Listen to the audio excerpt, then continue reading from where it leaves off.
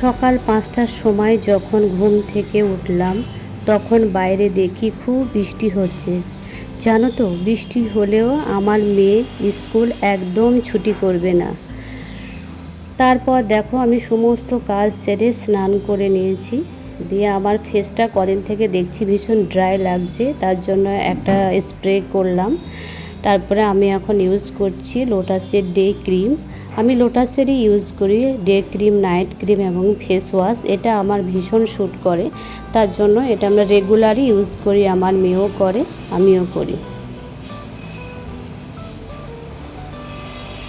তো এরপরে আমি একটু চা করে নেব। সকাল থেকে আমার কিছুই খাওয়া হয়নি সেরকম, আজ খেতেও ইচ্ছা করছে না, কি জানি একদমই ভালো লাগছে না।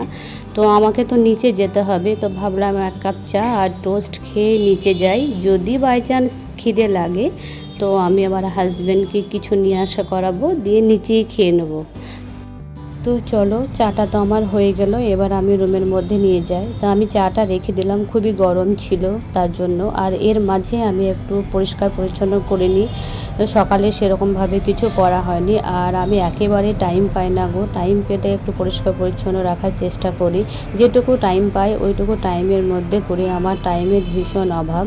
তা চলো পরিষ্কার পরিচ্ছন্নটা একটু করে নিই। আর আমার পরিষ্কার পরিচ্ছন্ন করতে খুবই ভালো লাগে, কিন্তু একদমই আমি টাইম করতে পারি না। তো চলো এবার চাটা আমি খেয়ে নিই।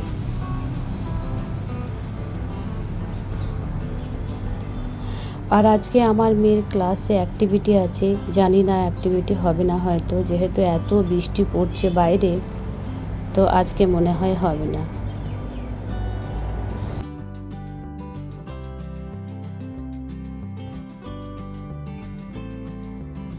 তো চলো একটু বাইরে থেকে দেখে আসি কীরকম বৃষ্টি হচ্ছে।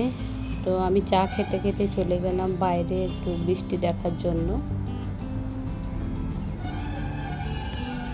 কি বৃষ্টি হচ্ছে। তো বাইরে গিয়ে দেখলাম প্রচুর বৃষ্টি হচ্ছে। তো আবার আমি এসে চাটা খেয়ে নিই।